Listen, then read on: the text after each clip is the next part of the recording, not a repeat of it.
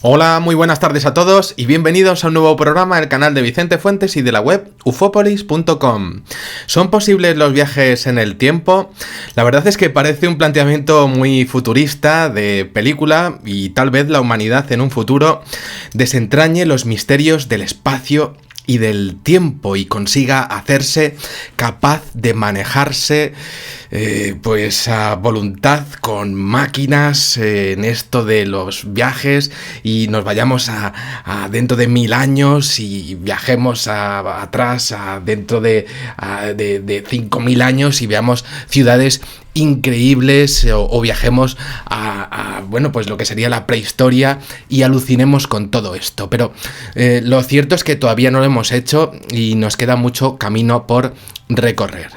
El hombre ha descubierto que los agujeros de gusano serían opciones muy atractivas que se piensan que serían posibles para viajar en el tiempo, controlados por la ciencia real y todavía no se puede hacer porque consumiría muchísima energía, pues una energía más grande todavía que los bocadillos de tortilla que veo que se aprieta la gente en los partidos del Atleti, pero bueno, sí que serían posibles y resulta que hemos estudiado incontables casos en los que, para colmo, los saltos en el tiempo les suceden a los testigos de forma espontánea. La humanidad asombrosamente ha recopilado decenas de casos a lo largo de la historia en donde existe un fenómeno que se lleva a hombres normales y corrientes a otro tiempo, incluso a realidades alternativas, y es que eso está ahí, y lo más interesante es que los testigos vuelven donde estaban después de haber vivido una experiencia increíble. Hay diferentes tipos de casos y lo cierto es que son fenómenos que están ahí. Eso sí, son incidentes que ocurren y lo que les pasa a los testigos es que ganan y pierden tiempo. Y eso lo hemos visto en muchos casos en mi canal. Pero vuelven. Y, por cierto, esto de ganar y perder tiempo son características del fenómeno ovni. Y eso es así. Pero sigo. En muchos de estos casos parece que el fenómeno de los saltos temporales sucede también sin más, sin una tecnología detrás provocándolo, como si fueran fallos en la realidad. Por tanto, y visto lo cual, tras la casuística de los saltos temporales, los investigadores tienen 3 opciones de investigar los sucesos, a cada cual más interesante.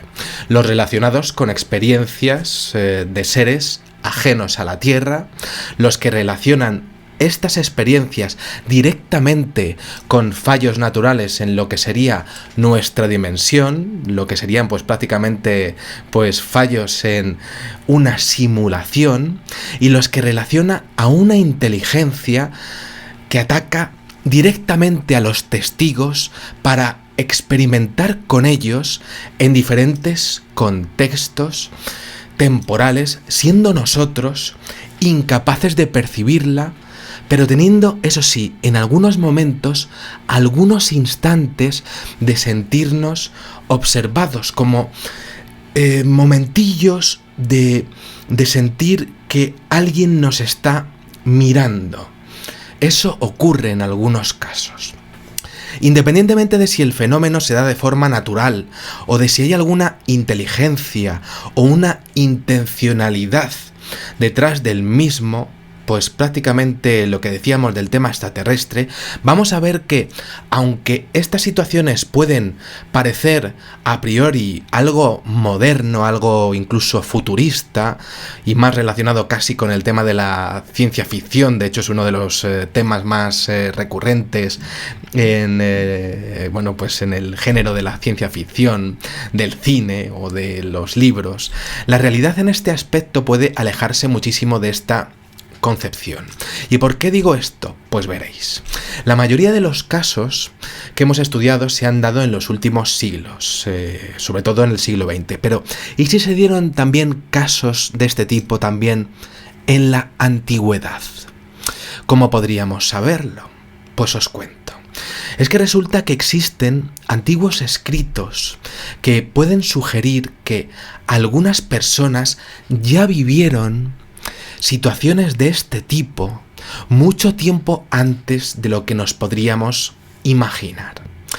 Textos pertenecientes a culturas diferentes en diferentes países y que no tenían nada que ver entre sí, describen eventos similares en los que parece que el testigo realiza un viaje en el tiempo como los que podemos ver en modernas ficciones o en incidentes reales que son los que yo os explico en los vídeos de este canal. Uno de estos ejemplos lo encontramos en el famoso Mahabharata. No sé si se dice exactamente así, pero bueno, yo lo digo así, Mahabharata, que es la extensa épica nacional de la India y que es el texto fundamental de la religión hinduista, que aunque no existe consenso sobre su antigüedad, pues se estima que puede datar del siglo III a.C. Bien, el Mahabharata. Me refiero a uno de los escritos más importantes de la cultura india, que está escrito en sánscrito y que es conocido por su gran extensión. La verdad es que para leérselo, pues nada, ya puedes echar horas ahí en la biblioteca, porque son 100.000 versos, y que a día de hoy, pues muchos hinduistas consideran que relata hechos que sí tuvieron lugar realmente y que es un libro absolutamente fascinante de estudiar. Y entre las muchas historias que relata este libro, bueno, aquí tengo el gato que ha venido aquí a visitarnos, echa para allá, pues podemos encontrar uno en torno a la figura del rey Raivata Kakutmi, perteneciente a la dinastía Sun, que se consideraba eran descendientes del propio dios Surya, una importante deidad solar, que desde luego es que enlaza perfectamente con el tema de los viajes en el tiempo.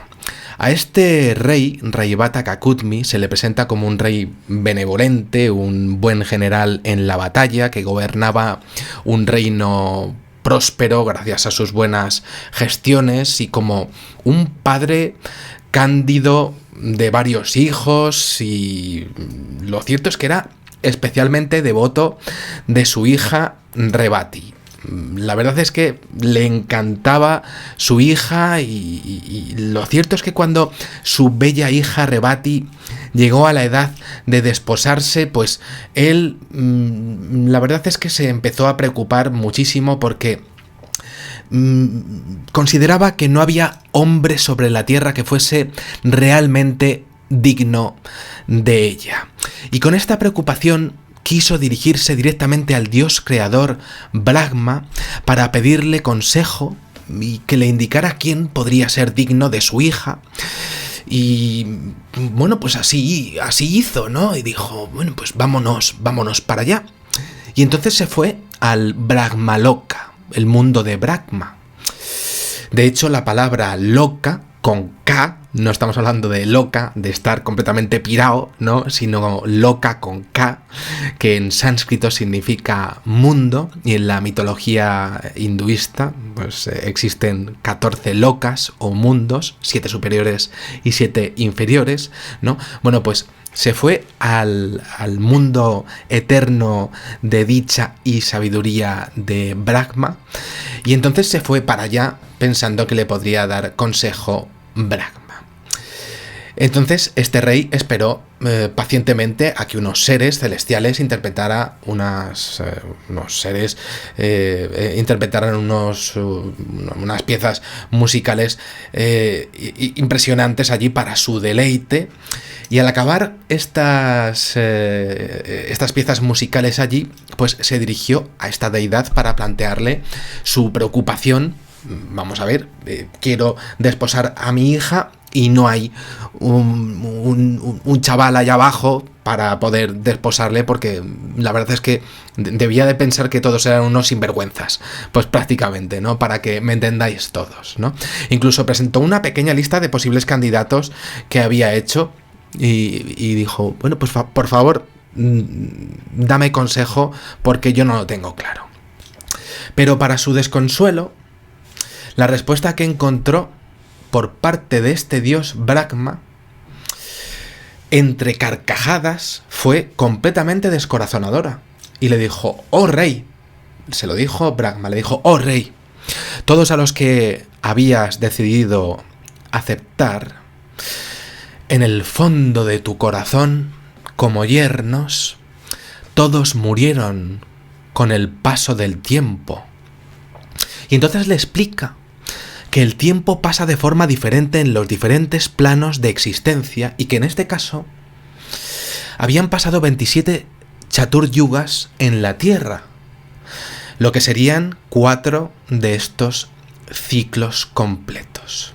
Teniendo en cuenta que cada uno de estos yugas completos como medida del tiempo representa unos 4 millones de años en la Tierra, pues el rey se quedó completamente desolado. Se quedó diciendo, no puede ser. Y sí, era así. 27 Chatur Yugas han pasado ya. Aquellos sobre los que podías haber decidido se han ido ya. Y también sus hijos, nietos y otros descendientes. Ya no podrías ni escuchar sus nombres, ahora estás solo. Tus visires, tus amigos, sirvientes, esposas, consejeros, ejércitos y tesoros, hace mucho que fueron ya borrados por la mano del tiempo. Esto es lo que le dice el dios al rey. Entonces el dios le ofrece consuelo y le indica que otra deidad, Vishnu, estaba en ese momento encarnada en la tierra bajo la forma de Balarama, a quien recomendó como esposo para su hija Revati. Y entonces así hicieron, se quedaron diciendo, pues entonces ¿qué vamos a hacer? Pues vámonos para abajo y así hacen, así vuelven a la tierra. Y entonces bajan a la tierra y la encuentran tan cambiada que estaba casi irreconocible y notan a la humanidad que está tan cambiada espiritual y físicamente, este detalle es el más importante, que se quedan completamente pues impactados. Estaba a un nivel más bajo que cuando marcharon. Finalmente, después de haber casado a su hija dignamente con un dios encarnado, pues este rey se retira a las montañas a meditar como un asceta hasta el final de sus días. Resulta interesante ver cómo la antigua concepción del tiempo hinduista parece hacer referencia, en cierto modo, a las modernas concepciones sobre la relatividad de Einstein que tenía sobre el tiempo y cómo éste puede desenvolverse de diferentes formas para diferentes espectadores. Pero es que este no es el único relato de este tipo en la antigüedad. En Japón tenemos un relato que me encanta y encontramos la leyenda del pescador Urashima Taro, que salvó a una tortuga en la playa de unos niños que la estaban golpeando, y resulta que Urashima Taro la devuelve a la tortuga al mar. Y entonces a los pocos días la tortuga vuelve para buscarle a él, mientras que está buscando en un barco, y en agradecimiento pues resulta que le coge y le pide que le acompañe al palacio submarino del dragón. Una referencia, por cierto, interesantísima a un reino submarino. Y bueno, pues entonces el pescador acepta la oferta y dice, bueno, pues vale, vamos para allá. Y entonces en ese maravilloso palacio descubre que la tortuga era en realidad una princesa, una referencia que tenemos como a una conversión entre un ser humano, una criatura reptil y un ser humano. Y allí observa que esa hija del rey dragón, en ese palacio de cristal bajo el agua, pues está con él. Y ahí pasa unos días con él, y ahí se lo agradecen, están agasajándole, que le ha estado pues salvando la vida a esa tortuga. Pero pronto ese pescador pues desea volver a su hogar. Entonces la princesa pues, desea que se quede más tiempo, trata de disuadirle, pero no lo consigue y finalmente el pescador parte de regreso a su casa con una pequeña cajita que le había obsequiado la princesa y que le dijo la princesa que jamás debía de abrir, pasara lo que pasara. Al volver, el pescador se encuentra con que todo había cambiado. Su casa ya no estaba, sus padres ya no estaban y ningún amigo o conocido. Había pasado demasiado tiempo, ni más ni menos que 300 años. 300 años había estado fuera ese pescador.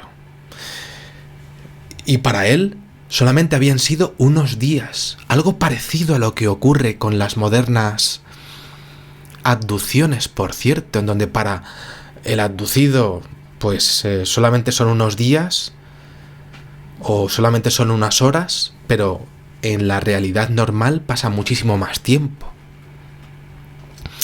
El tiempo pues discurría de forma diferente en el palacio del fondo del mar. Y entonces, claro, ¿quiénes eran los seres que le habían agasajado? ¿Y qué ocurría con el tiempo dentro del castillo? Entonces, lleno de pánico, ese pescador, y sin saber qué hacer, recordó que tenía la cajita que le había obsequiado la princesa, y entonces dice, la voy a abrir, porque ¿qué voy a hacer? La voy a abrir, que no conozco a nadie, a pesar de la advertencia. Y entonces, al abrirla, un humo blanco sale de la caja, y en un abrir y cerrar de ojos, todos esos años que habían pasado, pues vuelven otra vez para atrás. En este relato japonés podemos apreciar, al igual que en su correspondiente indio, que se describen lugares en los que el tiempo discurre de forma completamente diferente a lo que estamos acostumbrados, y así los protagonistas de estas viejas leyendas realizan un viaje en el tiempo sin saberlo y sobre todo sin pretenderlo. Son pues prácticamente secuestros, podemos decir, o son pues prácticamente momentos en los cuales pues tú no quieres que ocurra. Eso es. Existen más relatos en torno a este concepto y uno de ellos aparece en una historia cristiana e islámica también, pero cuyo origen podría trazarse mucho tiempo atrás. Es la leyenda de los 7 durmientes de Éfeso, que narra cómo 7 jóvenes de familia noble, de los primeros cristianos, rehusaron realizar un sacrificio a los dioses durante el mandato del emperador Decio y tuvieron que huir bajo pena de muerte. Les dicen, tenéis que hacer un sacrificio, y ellos dicen, no. No quisieron realizar el sacrificio y huyen. Muy bien. Entonces los chicos acaban escondiéndose en una gruta y tratan de mantenerse despiertos. Vamos a ver si podemos salvar nuestras vidas, vamos a intentar luchar. Entonces, intentar luchar por sus vidas y no dormirse para mantenerse alerta, pero llega un momento en el que se acaban quedando fritos, se quedan dormidos. Y entonces los hombres del emperador los encuentran y este dirigente manda que se bloquee la entrada de la cueva para que no puedan salir. Es muy cabrito. Pasados más de 100 años, claro, ellos se quedan allí. Pasados más de 100 años, ya en el reinado de Teodosio, cuando el cristianismo se había convertido en religión oficial del imperio, pues un noble manda abrir la entrada de la cueva. Este noble quería utilizarla como establo para su ganado y de repente, ¿cuál es la sorpresa?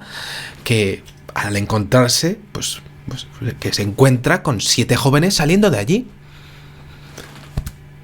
Eran los 7 jóvenes que se habían metido para salvar sus vidas. Y claro, mayor es aún la sorpresa de los jóvenes al caminar por la ciudad y ver iglesias y cruces y gente practicando el cristianismo sin miedo alguno. Unos jóvenes que habían pasado más de un siglo allí dormidos, sin inmutarse, para despertar habiendo realizado un viaje en el tiempo puro y duro. Esta leyenda se identifica con otra muy similar que aparece en el Corán islámico, en donde un grupo de jóvenes llegan a una cueva, guiados por Dios, huyendo de una persecución, y Dios les hace dormir allí durante 309 años. En la Biblia podemos encontrar otra referencia con respecto a esta idea, concretamente en el deuteronómico libro de Baruch, y allí se narra un momento en el que el profeta Jeremías estaba sentado con unos amigos, entre los cuales se encontraba el joven Abimelech, al que envían a buscar higos. Unos higos, vete a buscar higos, y entonces pues el chico se va para allá, va donde están las higueras, y el chaval, pues nada, a por higos. Y el chico, obediente, marcha con una cesta, y cuando llega, comienza a la higuera, cuando llega, comienza a coger los higuillos, y cuando la hubo llenado, se siente cansado. Así que se sienta y no puede evitar quedarse dormido. Otro detalle otra vez de quedarse dormido, por cierto, igual que los de la cueva. Le estaban abduciendo. Bueno, al despertar se da cuenta de que está atardeciendo y, temiendo haberse retrasado demasiado, pues corre hacia la ciudad y la encuentra repleta de soldados extranjeros. Y al preguntar y ver que la fruta de su cesta está todavía fresca, no entiende qué es lo que ha ocurrido. Y más aún es su sorpresa cuando se da cuenta de que han pasado 60 años desde que había salido. Pero también se percata de que se había obrado un milagro con él, porque el contenido de su cesta es que continuaba exactamente igual. Estaba perfecta.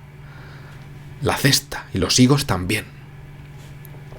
Estos solamente son unos ejemplos, y es posible que los relatos sobre testigos que actualmente relatan haber experimentado algún tipo de desliz temporal, como os he ido contando, pues no sea algo propio de nuestros días. La verdad es que los incidentes que os cuento son absolutamente espectaculares, pero como vemos, pues hay sucesos que están ahí en los libros de historia y que se pueden ver perfectamente.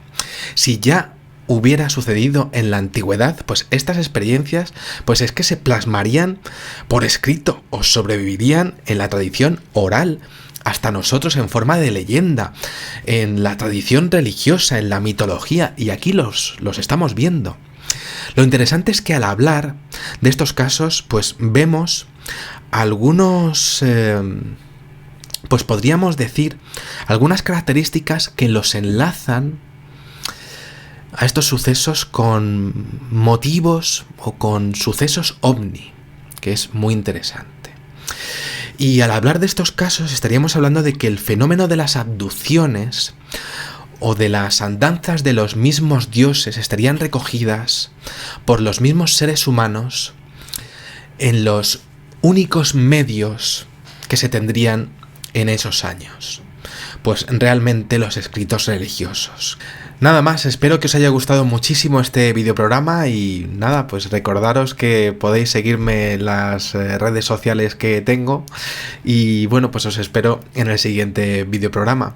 Muchísimas gracias y como digo siempre, salud y suerte. Adiós.